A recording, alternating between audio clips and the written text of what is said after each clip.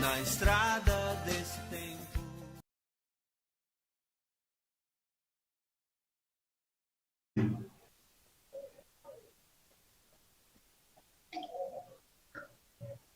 Caríssimos irmãos, queridas e estimadas irmãs, queridos amigos internautas, que a paz do nosso Mestre Jesus, mais uma vez, possa estar conosco. No Livro dos Espíritos, na questão de número 459, Allan Kardec, o codificador da doutrina espírita, pergunta aos amigos espirituais: os espíritos influenciam em nossos pensamentos e em nossos atos? Vejamos a pergunta do codificador Kardec aos espíritos benfeitores imortais. Se os espíritos, de uma certa forma ou de outra, têm influência em nossos pensamentos, em nossos atos. E eles respondem dizendo: mais do que possas imaginar. Mais do que possas imaginar. De ordinário, eles passam a ser. Ou seja, os espíritos exercem tal influência muito mais do que nós possamos imaginar. Tanto a influência em nossos pensamentos, quanto nas nossas ações, quanto nos nossos dias. E por que não dizer no nosso dia a dia? Bom, mas é preciso entendermos, buscar o entendimento através das obras de Allan Kardec, para não criarmos também o fanatismo, achar que tudo é espiritual. Se eu tropeço na via pública, foi o espírito malfeitor que fez isso comigo. Se eu consigo um sucesso, um cargo mais relevante na empresa, foi a espiritualidade que me ajudou. Bom, o que nós devemos entender no que tange os espíritos presentes em nossas vidas, que nem tudo é espiritual e nem tudo é material. Podemos estar momentaneamente acompanhado, sendo influenciado por espíritos bons ou por espíritos perversos ou não. Mas recorremos à história da humanidade para que possamos entender, para que possamos compreender melhor. Abraão, considerado o pai da humanidade, quando ele, Abraão, via e conversava com os anjos, ora, com quem Abraão conversava? O que Abraão via? Via os anjos e conversava com os anjos. Ora, se Abraão via os anjos, ouvia e conversava com os anjos, logo chegamos à conclusão que ele está conversando com um ser imaterial. E se é um ser imaterial, seja anjo ou outra dominação qualquer, é um espírito. Pois bem, mais tarde, quando Jesus, depois de sepultado, depois de ser crucificado, açoitado, castigado, Jesus então, mais adiante, aparece para os discípulos, aparece para sua mãe, para as mulheres da época. Entretanto, a pergunta que fazemos: quem apareceu para os discípulos? Jesus. Mas como Jesus poderia aparecer para os discípulos se ele já estava morto? O que aparece para os discípulos é o Espírito de Jesus, e não o corpo material. E se Jesus aparece para os discípulos e palestra com eles, Jesus mostra que ele está vivo e sempre esteve vivo, que o Espírito é imortal. Jesus estava no meio dos discípulos, ou seja, deles que estavam ainda reencarnados no corpo físico, no corpo material. Mesmo antes de Jesus, Moisés recebe os 10 mandamentos. Como consta na literatura bíblica, Moisés recebe os 10 mandamentos de Deus. Ora, se Moisés, segundo está na Bíblia, recebe os 10 mandamentos de Deus, é sinal que ele recebeu de um ser superior a ele, de um ser superior a todos nós, os 10 mandamentos. Mais tarde, podemos ver, podemos perceber, na história da humanidade, na época da Santa Inquisição, a Joana d'Arc foi queimada, foi lançada à fogueira como castigo, porque ela conversava com os espíritos. Ora, se levou Joana d'Arc à fogueira como punição que ela conversava com os espíritos, é sinal que a própria igreja aceitava, digamos assim, entre aspas, a presença dos espíritos, porque senão não tinha queimado ela na fogueira. Entenderia aquilo como uma mentira, como uma blasfêmia, e daria outro castigo para ela. Então vejamos, caríssimos irmãos, estimadas irmãs, por exemplo, quanto os nossos irmãos evangélicos, os nossos irmãos pastores, podem perceber, todos vocês, dizem assim: leva fulano na igreja, porque ele está com encosto. Nós vamos fazer um trabalho para tirar o encosto dessa pessoa. Não é? É comum, às vezes, vimos na televisão, nos templos evangélicos, o pastor expulsar o demônio. Ou seja, ele está com encosto. Ora, que encosto é esse?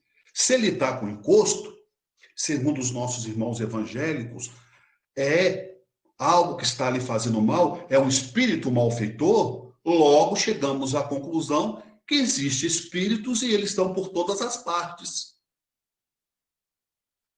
Os nossos irmãos sacerdotes, os nossos irmãos do clero, os padres, que têm autoridade no assunto, quanto vão fazer o exorcismo, o que eles vão fazer na casa ou na igreja é expulsar o demônio. Ora, se eles estão expulsando o demônio, logo eles estão expulsando um espírito malfeitor, seja demônio, seja diabo, ou capeta, ou como queiram. E aí vamos entendendo como que os espíritos faz parte de nossa vida. O espírito é nada menos e nada mais, popularmente dizendo, nós fora do corpo. O espírito somos nós fora do corpo. É o ser fora do corpo físico. Mas na questão de número 21ª, Allan Kardec pergunta aos nossos amigos benfeitores espirituais a seguinte questão: que é espírito? Que é espírito? Os amigos espirituais respondem: é um princípio inteligente. O espírito é um princípio inteligente. E todos nós somos um princípio inteligente. E com isso, então, quanto à proposta da pergunta 459, ao iniciarmos a nossa fala, há espíritos por toda parte, né, que podem influenciar as nossas atitudes, os nossos pensamentos, mais do que nós possamos imaginar. Para que os nossos irmãos internautas possam ter uma ideia mais explícita, digamos assim, da proposta do tema desta noite, eu nasci e fui criado aqui na minha terra natal, Sete Lagoas. Uma terra, uma cidade que hoje nós temos uma população aí de 250 mil habitantes. Mas reza a lenda que na antiguidade as pessoas viam um médico que é conhecido pela cidade, hoje tem praça pública em seu nome, ruas, estabelecimento comercial, estádio de futebol, ginásios cobertos, o doutor Márcio Paulino, que já desencarnou há muitos e muitos anos. E quando ele era médico aqui na Terra, era um homem muito bom, era um homem caridoso. Quando a família não tinha dinheiro para pagar, quando a família não tinha dinheiro para custear a consulta, mesmo assim ele ia nas casas, dava a consulta de graça, não cobrava por nada. Era realmente o homem do bem, que auxiliava as pessoas que não tinham condições financeiras. Assim era e foi conhecido Dr. Márcio Paulino. Até hoje as pessoas vão no seu túmulo pedir por ele, né? Que ele faz milagre, que ele ajuda, que ele cura. Entretanto, em um determinado período aqui na cidade, conforme reza a lenda, uma senhora chegou em estado gravíssimo no hospital da Irmandade Nossa Senhora das Graças aqui na cidade. Estado muito grave, foi direto para o bloco cirúrgico. E lá ela ficou no bloco cirúrgico, depois teve alta, foi para a UTI, ainda ficou sob os cuidados médicos, que requeria, na ocasião, era delicado o caso daquela mulher. Depois de um certo período, ela foi para o quarto, foi recuperando-se. Em um determinado momento, ela já quase estabelecida da sua condição física, né, recuperando o seu estado clínico de saúde, ela estava passando pelo corredor do hospital com a enfermeira, que ela ia fazer alguns exames para continuar, né, sobre a vigília dos médicos, dos enfermeiros, sobre tratamento ainda. E ela passando no corredor do hospital, ao lado da enfermeira, ela então viu um quadro, né, uma foto de um senhor de gravata, de terno, de paletó, de médico. Ela olhou naquele quadro, naquela imagem, e disse à enfermeira: foi ele, esse moço que está aí, esse senhor que está aí no quadro, foi ele que me salvou, foi ele que me curou, foi ele que fez a cirurgia em mim e hoje eu estou boa, eu dou graças a Deus a ele. A enfermeira falou: não, mas é impossível. Esse é o doutor Márcio Paulino. Há muitos e muitos anos ele já morreu. Aí a paciente, né, recuperada, achou aquilo tanto quanto estranho. Ela ter a convicção que foi ele, doutor Márcio Paulino, que havia operado ela, e a enfermeira então confirma que isso seria praticamente impossível, tendo em vista que ele havia já falecido há muitos e muitos anos. Então vejamos, caríssimos irmãos, estimadas irmãs, Jesus não voltou? Os nossos irmãos nas igrejas evangélicas não voltam através de um obsessor, identificando-se como obsessor, identificando-se como um encosto, um espírito malfeitor? Há várias e várias e várias testemunhas, há várias e várias pessoas que contam história como essa aqui na cidade do doutor Márcio Paulino, que ele continua ainda operando, que ele continua trabalhando ainda em favor da medicina, em favor do bem. Doutor Márcio Paulino, doutor Bezerra de Menezes, doutor André Luiz, né? Que sabemos que foi Carlos Chagas. Então vejamos, meus irmãos e minhas irmãs, há espírito por toda parte. Embora nós estamos no mundo material, mas o que dá movimento, o que dá vida, né? Além desse fluido vital que todos nós temos, é o espírito. E estes que estão no nosso meio, que às vezes não vimos, mas às vezes sentimos, às vezes na presença de um amigo, de um parente que já desencarnou, é um processo natural da vida. É um processo natural que ocorre com todos nós. Os médiuns videntes, as pessoas que têm a mediunidade da clarividência, pode estar constatando isso de uma forma muito clara, de uma forma muito objetiva.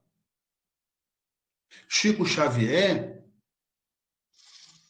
ele às vezes dizia que quando ele saía na rua, na via pública, para ir a uma padaria, para ir a uma banca de revista, para ir no cartório, ele conta que ele não sabia quem era desencarnado e quem era encarnado.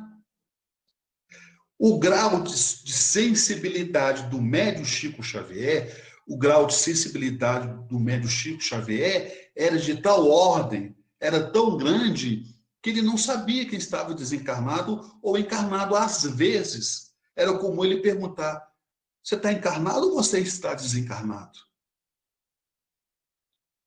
Então vejam só, como que os espíritos, de uma certa forma ou de outra, faz parte de nossas vidas. Chico Xavier escreveu mais de 400 livros, psicografou mais de 400 livros com a presença dos espíritos. Ele não psicografou 400 livros sozinho. Os espíritos estavam ali do seu lado, auxiliando, ajudando na psicografia. Então vejamos como os espíritos atuam. Aquele indivíduo, por exemplo, que matou 2, que matou 5, que matou 10, que roubou, que cometeu furto, que cometeu homicídio, ele também não está sozinho. Ele está em companhia de espíritos malfeitores que estão influenciando no seu pensamento e nas suas ações. Como diz Chico Xavier, os melhores médios, dizia Chico Xavier, os melhores médios estão nos hospitais psiquiátricos. Por isso que Jesus falava, se os teus pensamentos forem bons, todo o teu corpo terá luz.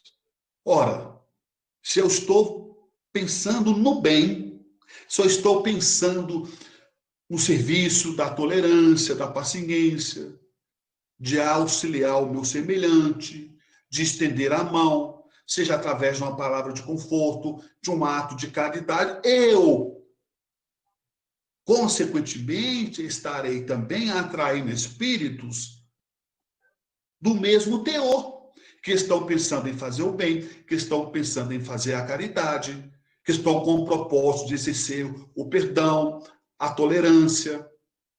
Agora, se eu estou com o pensamento voltado em cometer maldades, com o pensamento voltado em tirar a vida do outro, em lesar o outro, nas suas finanças, nas suas economias, consequentemente, eu estarei também atraindo, convidando espíritos da mesma condição mental que a minha. Espíritos que estão pensando em cometer homicídio, espíritos que estão pensando em lesar o outro financeiramente. É uma lei de atração. É a lei de atração. E os espíritos, eles estão aí por toda parte, e sintonizam com aquilo que nós estivermos pensando. Semelhante atrai semelhante. Como já dizia René Descartes na França, penso, logo existo.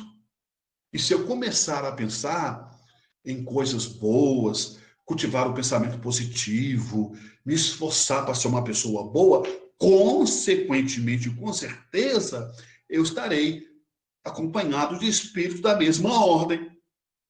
Mas se porventura o meu pensamento for contrário às leis de Deus, às leis dos homens, eu estarei em companhia de espíritos que pensam a mesma coisa. E há espírito por toda parte, há influência por toda parte, mas nós somos dono das nossas atitudes, somos dotados de livre-arbítrio. Não podemos colocar culpa nos espíritos. Ninguém poderá te fazer infeliz sem o teu consentimento. Ninguém poderá te fazer infeliz sem o teu consentimento. Então, por isso que Jesus falava, como citamos há minutos atrás da nossa fala, se os teus pensamentos forem bons, todo o teu corpo terá luz.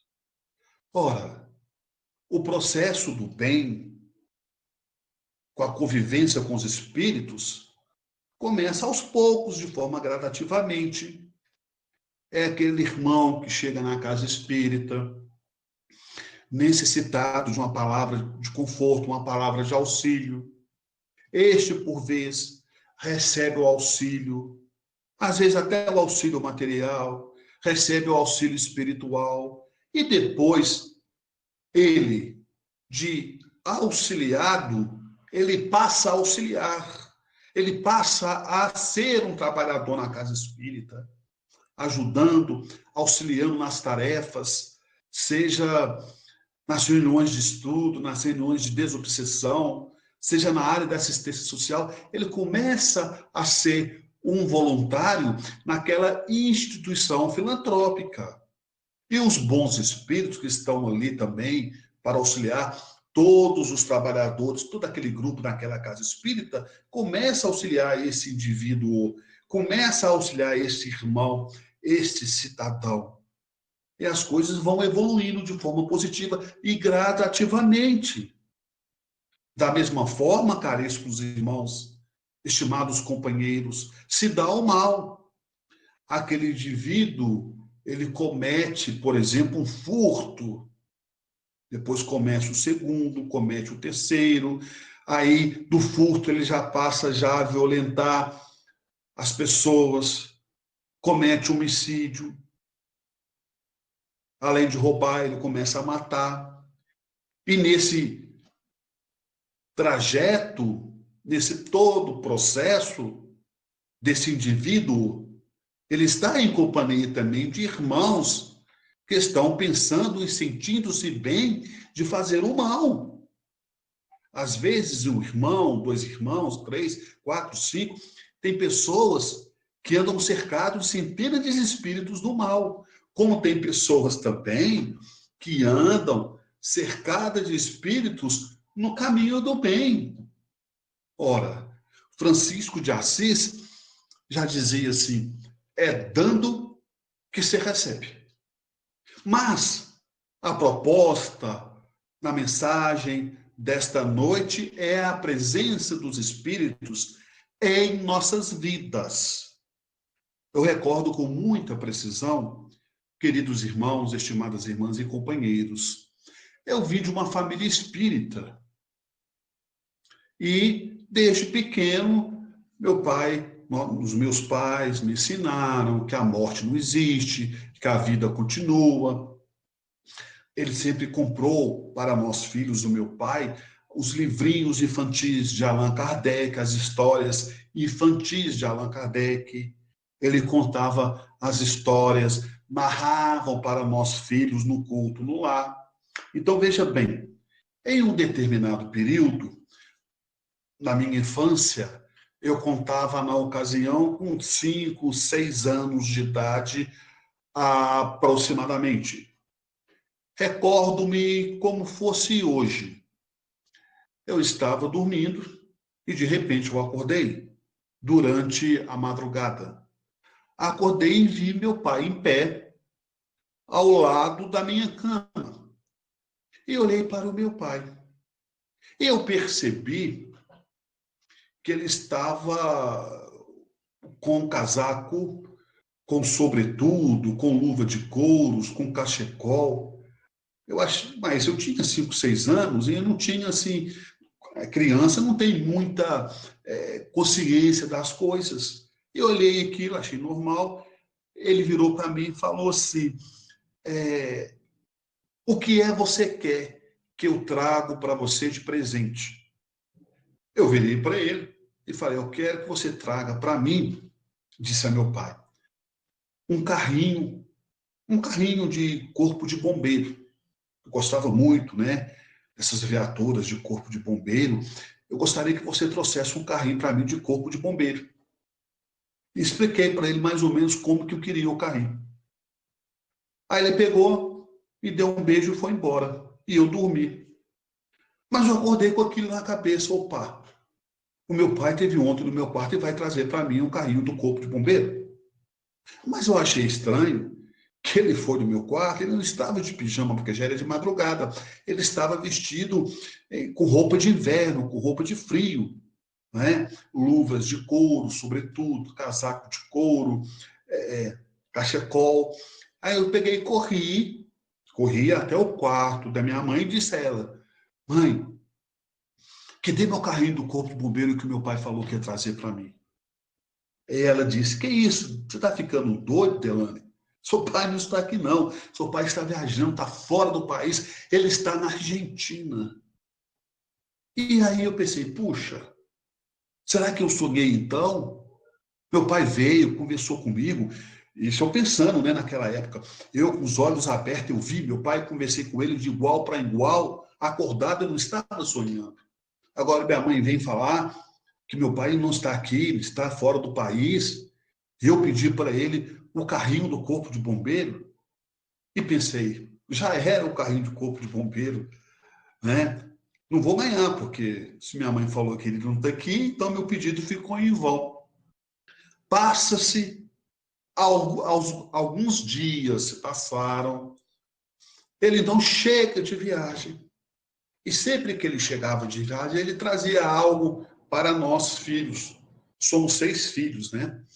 Somos 6 irmãos.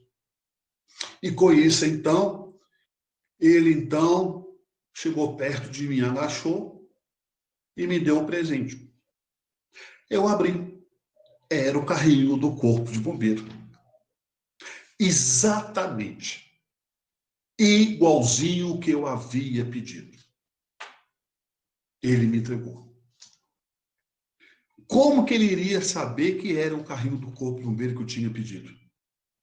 E detalhe, depois ele revelou as fotos da viagem, eu vi a roupa que ele estava usando na Argentina, era a mesma roupa que ele apareceu para mim de madrugada no meu quarto, perguntando o que eu queria ganhar.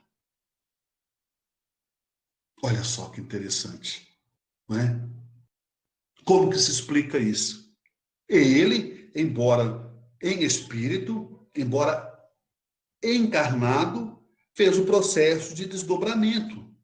Ele dormindo, seu espírito saiu do corpo e materializou na minha frente e conversou comigo, travou um diálogo comigo. Isso não é nenhuma mágica, nenhuma coisa extraordinária. Está nas obras de Allan Kardec, está nas obras de André Luiz, e a vida, meus irmãos e minhas irmãs, vai mostrando para nós que há vida por toda parte. E se há vida por toda parte, consequentemente, há espíritos por toda parte. No reino vegetal, no reino animal, no reino dos homens, no nosso reino. Então, não é uma grande novidade. Agora, é preciso buscar, estudar Kardec, compreender Kardec para não entrarmos na zona do fanatismo, achar que tudo é espiritual. Se uma porta bate, não, esse foi os espíritos que bateram a porta. Se queima a lâmpada, foi os espíritos que queimaram a lâmpada. Não, não é assim também. Não é por aí. Claro, lógico, que podem, com certeza, e acontece coisas assombrosas em determinadas casas, em determinadas residências, que foi o caso das irmãs Fox, nos Estados Unidos, que despertou a curiosidade do Allan Kardec, o codificador. Mas nós chamamos a atenção nesta mensagem desta noite, é justamente para buscarmos o entendimento, para não entrarmos na zona do fanatismo.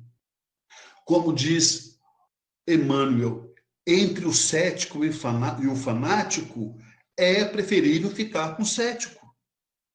Porque o fanatismo leva à loucura. E a loucura leva à obsessão. E à subjugação e à possessão.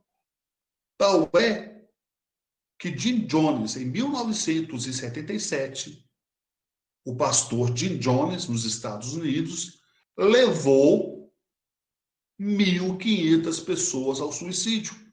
E depois ele acaba cometendo suicídio também. E o detalhe maior é que ele não enganou nenhum dos seus fiéis. Ele não disse nenhuma palavra que pudesse causar algum desconforto, alguma mentira nos seus fiéis. Ele deixou bem claro: todos nós iremos tomar o suco, e o suco contém veneno, e todos nós vamos morrer. E nós vamos para o céu. Olhem só, o que faz o fanatismo, como que como que a pessoa fica cega quando fica fanática. Tudo em excesso prejudica. Como diz Emmanuel, tudo em excesso é obsessão. E Jim Jones fez isso. Obsediado, conseguiu obsediar os seus fiéis, porque a obsessão não se dá só do plano espiritual para o plano material, mas se dá também de encarnado para encarnado, de encarnado para desencarnado, e assim sucessivamente. Então ele cometeu esse ato tenebroso em que todos cometeram suicídio de forma espontânea. Ele lançou a ideia e todos acataram. Ninguém foi obrigado a suicidar. O que levou as pessoas ao suicídio foi o fanatismo, de acreditar que ele era um Deus e que todos, depois que tomassem o veneno, iriam para o céu junto com ele. Olhem só, por isso que é preciso analisarmos, buscarmos a compreensão, seja em qualquer religião, passarmos no crivo da razão. Allan Kardec, no começo da codificação, ele duvidava dos espíritos. Ele queria ter certeza que realmente ele estava falando com os espíritos e que, por vezes, tratava-se de espíritos que queriam auxiliá-lo, que queriam ajudá-lo. É comum que isso aconteça no médio de psicografia, no médio missionário. Ora, Jesus foi assediado no deserto. Os espíritos malfeitores, estavam assediando Jesus de toda forma. E ele resistiu bravamente. Porque o bem incomoda. O bem, de uma certa forma, caríssimos irmãos, estimadas irmãs, o bem incomoda. E por isso que temos que ter essa persistência no caminho do bem. Porque realmente o que os nossos opositores querem é a nossa derrota. É que nós cruzássemos os braços. É isso que eles querem. Mas, quanto maior o bem que praticarmos, maior será a nossa proteção pela espiritualidade. Quanto menos o bem o fizer, Quanto mais o mal eu fizer, menos será a minha proteção. Então vejamos, caríssimos irmãos, estimadas irmãs, por isso que nós falamos no início da nossa fala, quanto Jesus disse, se os teus pensamentos forem bons, todo o teu corpo terá luz.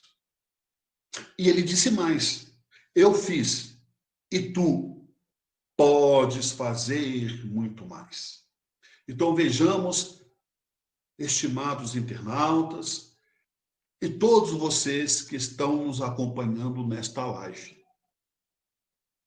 Quando nós falamos que é preciso estudar Kardec, é preciso conhecer Kardec para não entrar na zona do fanatismo.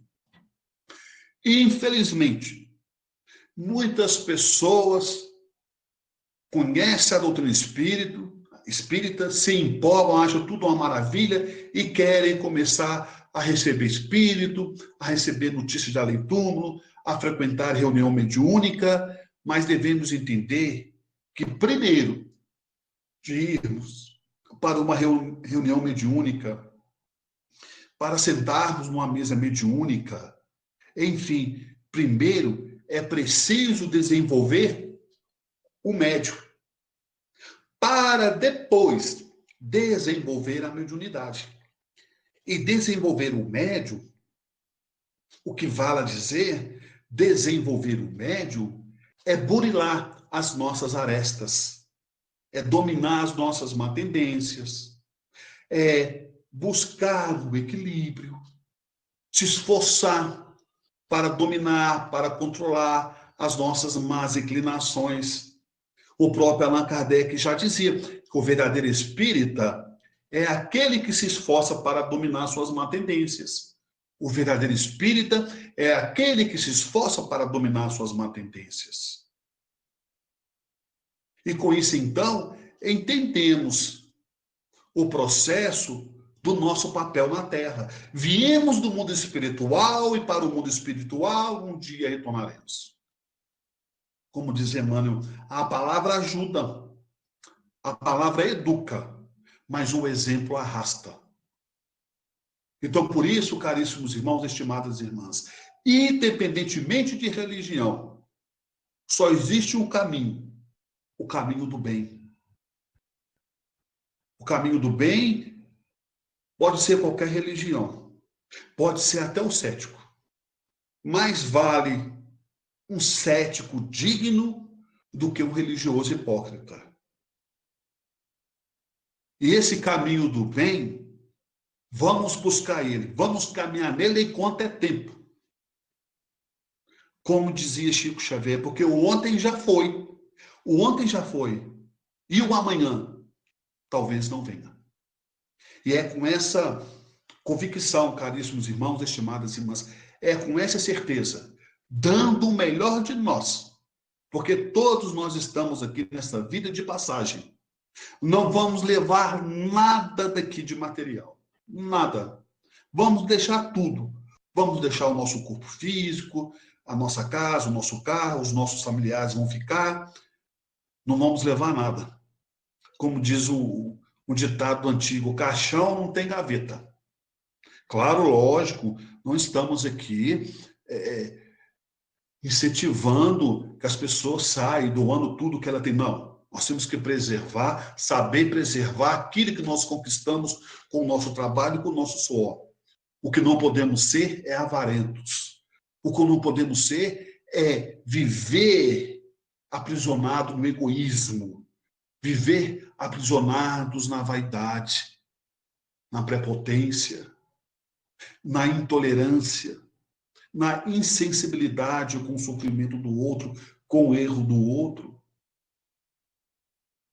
As pessoas já ouviram dizer, nós ouvimos muita matéria, muitos vídeos dizendo que a pandemia veio com o significativo de mudar muita coisa. E eu pergunto aos nossos irmãos, mas aí a resposta é de fora, o íntimo é de cada um. Será que nós estamos mudando mesmo? Será que nós modificamos algo dentro de nós? Será que é preciso vir uma pandemia, um sofrimento envolvendo toda a humanidade, para que possamos despertar e entender e tomarmos conscientização que somos todos iguais diante do nosso Criador, somos todos irmãos, o pobre, o branco, o rico, o negro.